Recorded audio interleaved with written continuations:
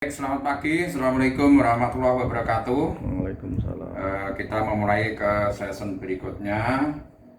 Tadi sudah dijelaskan pompa sentrifugal, pompa roda gigi. Contoh daripada pompa dinamis adalah pompa sentrifugal. Contoh daripada pompa positif displacement adalah pompa roda gigi, dan ada pompa torak. Nah, ini salah satunya adalah pompa torak. Nah, pompa torak adalah fungsinya untuk memompa cairan atau fluida yang mengandung minyak. Contohnya kalau di kapal adalah sebagai pompa untuk memompa got di kamar mesin. Jadi pompa got itu kan ada kandungan kotorannya, minyak, oli, atau minyak bahan bakar yang asalnya dari kebocoran pipa-pipa bahan bakar maupun pipa oli. Jadi ini adalah fungsinya untuk memompa got di kamar mesin. Nah, untuk selanjutnya bagaimana cara mengoverhaul. Sebelum kita lakukan overhaul, tentunya kita jelaskan bagian-bagian yang ada di pompa torak ini.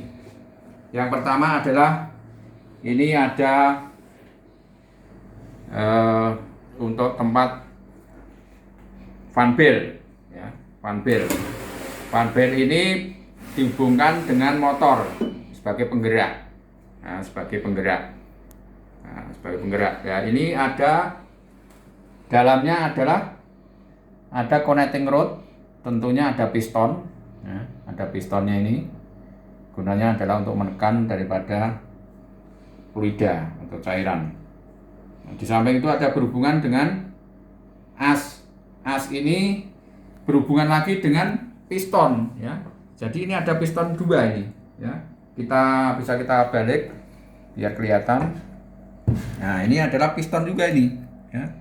Nah, piston yang di sini adalah fungsinya untuk menekan daripada fluida atau cairan yang mengandung minyak tadi, ya. Ini jenisnya pakai semacam karet, ya. Ya, atau ebonik jenisnya.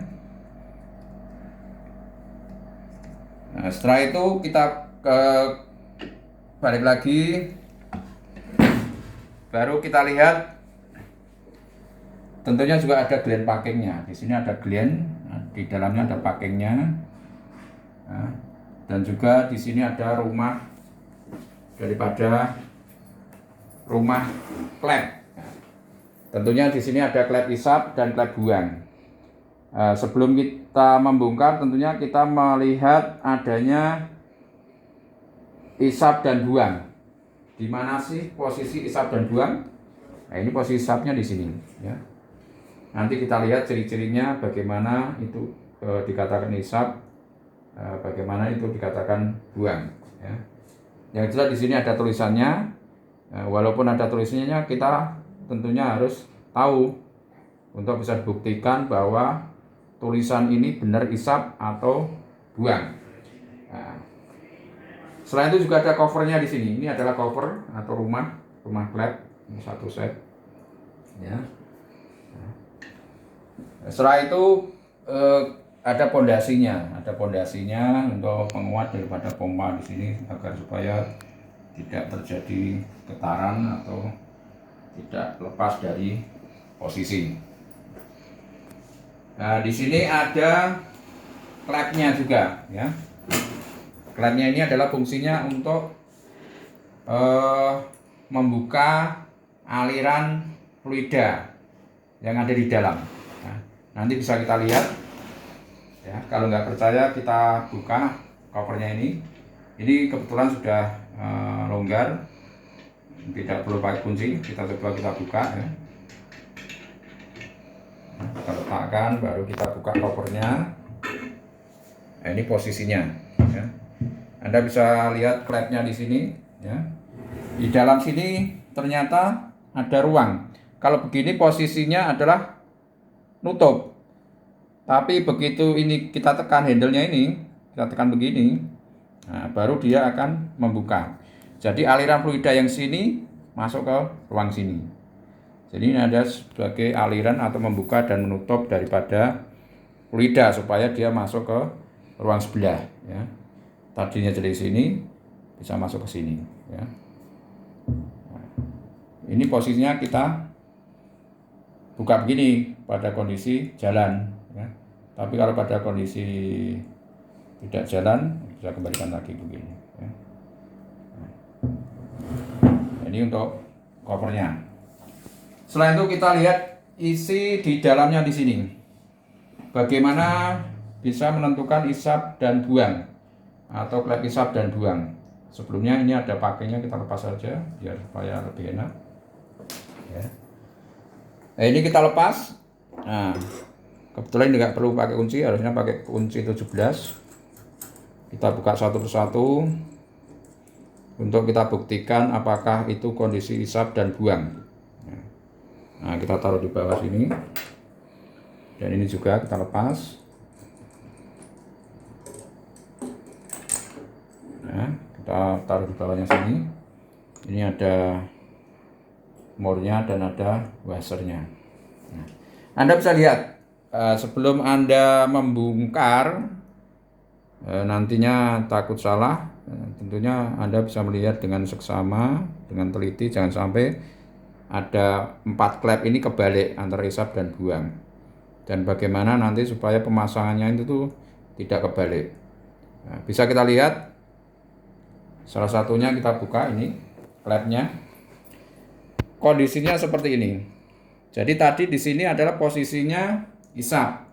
Kok bisa dikatakan isap tuh bagaimana? Ya kita lihat, kita buktikan ya.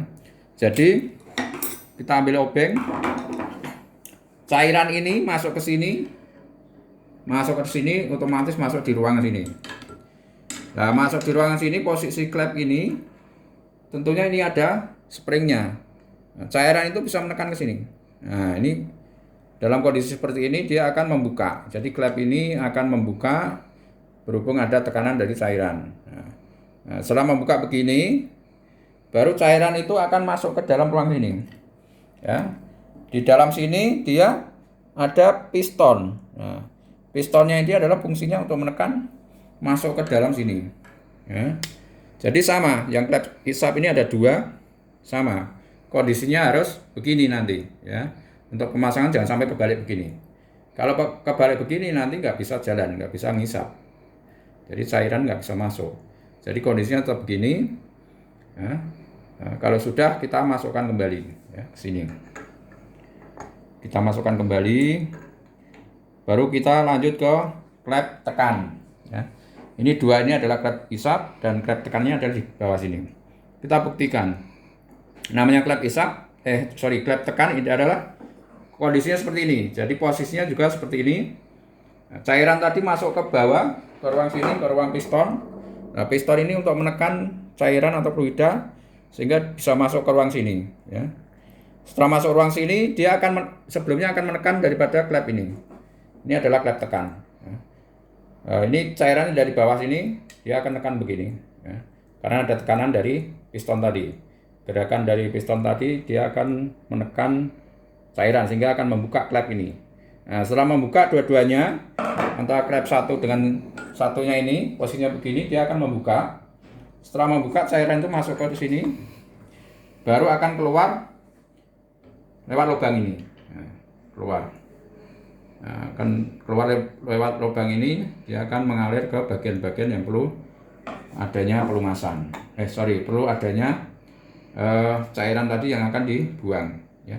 Karena ini adalah pompa got, jadi fungsinya adalah untuk memompa got di kamar mesin untuk dibuang ke laut. Ya, tentunya sebelum ke laut tentunya ada lewat sistem dulu, yaitu sistem di oil water separator. Ya.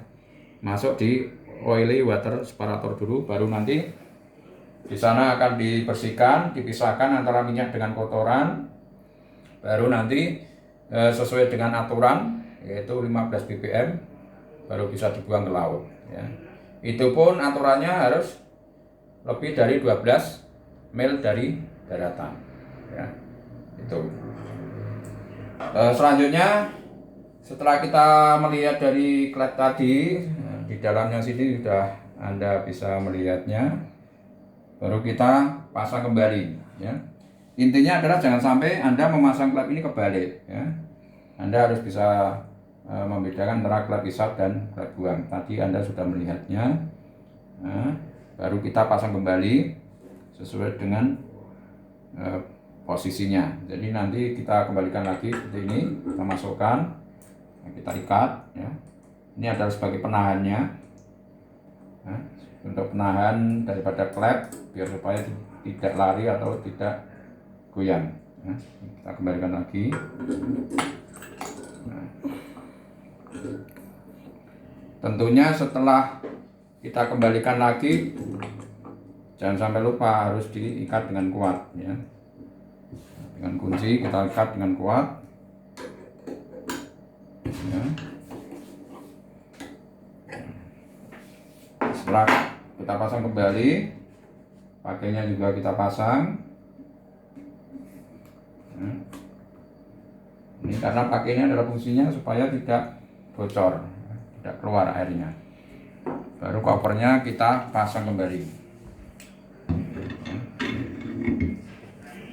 Nah, ini ada nutnya, kita ikat ya. Oh, ini kebalik ya, ini posisinya ya, begini. Baru kita ikat ya.